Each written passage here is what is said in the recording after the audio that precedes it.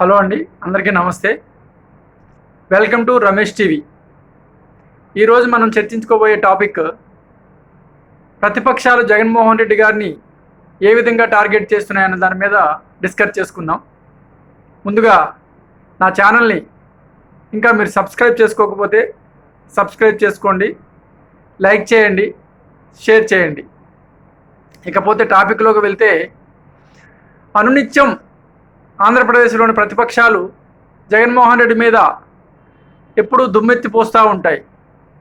జగన్మోహన్ రెడ్డి గారి మీద ప్రజల్లోకి వెళ్ళిన ప్రతిసారి చంద్రబాబు నాయుడు గారు తాను అధికారంలోకి వస్తే ప్రజలకు ఏం చేస్తానో చెప్పలేడు.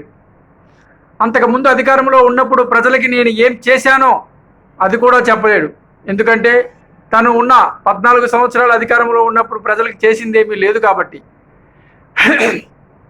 కాబట్టి ఇప్పుడు జగన్మోహన్ రెడ్డి ఈ 5 సంవత్సరాల్లో రాష్ట్రం నాశనం చేసేసాడని, ఒక సైకో పాలన అని ప్రజల్లో వెళ్తున్నారు తప్పితే ఇంకా ఏమీ మాట్లాడలేకపోతున్నారు.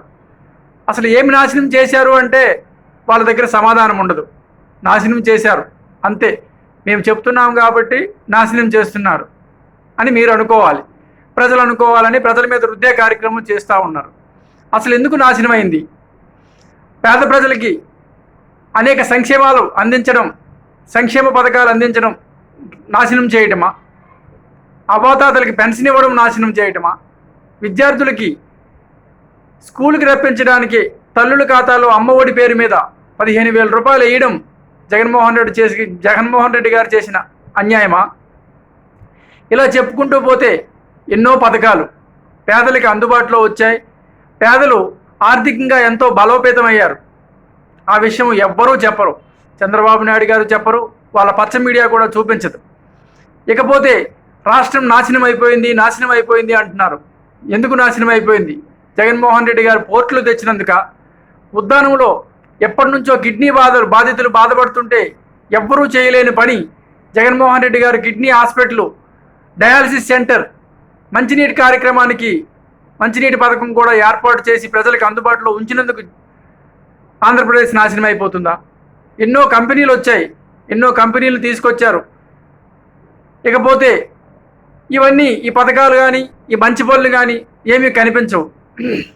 కాబట్టి మీరు ప్రజలుగా గమనించి, ప్రతిపక్షాలు అనునిత్యం ఒక వ్యక్తి మీద పోరాడడం కోసం, ఒక వ్యక్తిని గెలవడం కోసం ప్రతిపక్షాలన్నీ ఏకమయ్యాయి.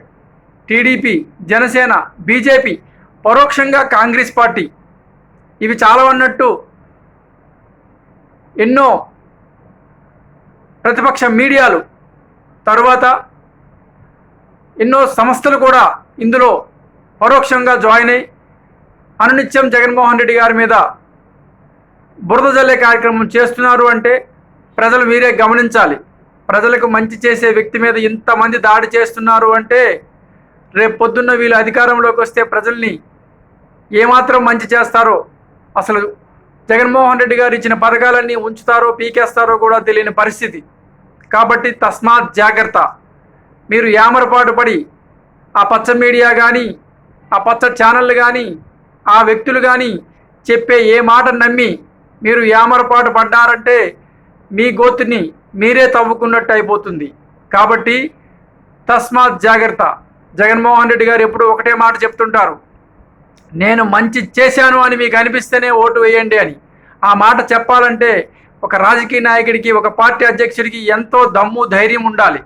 అవన్నీ జగన్మోహన్ రెడ్డి గారికి ఉన్నాయంటే ప్రజల మీద నమ్మకం, ప్రజలకి నేను మంచి చేశాను అనే ఆత్మవిశ్వాసం ఆయనలో ఉంది కాబట్టే ఆ మాట చెప్తున్నారు. కాబట్టి అది ఎందుకు చెప్తున్నారో మీరు గ్రహించి, నిజంగా కూడా మా నాయకుడే కాదు, నేను కూడా అదే చెప్తున్నాను, మీ ప్రతి ఇంటికి మీకు మంచి జరిగింది అని అనిపిస్తేనే మీ ఇంటిల్లిపాది వెళ్ళి జగన్మోహన్ రెడ్డి గారికి ఫ్యాన్ గుర్తు మీద ఎమ్మెల్యేకి ఒక ఓటు, ఎంపీ